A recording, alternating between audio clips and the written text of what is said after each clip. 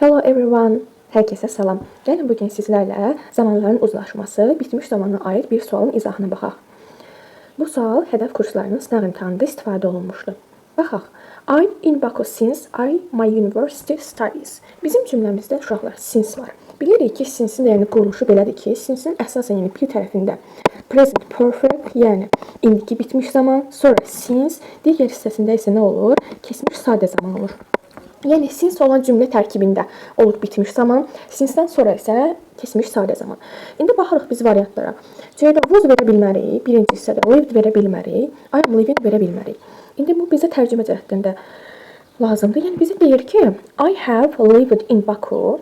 Bunu götürdük. A-da da var, D-də də. İndi baxırıq ikinci hissədə dedik ki, keçmiş sadə zaman olduğuna görə biz burada started götürəcəyik. Yəni ümumi olaraq keçmiş sadə zaman iki formada düzəlir: qaydalı və qaydasız feillər əsasında.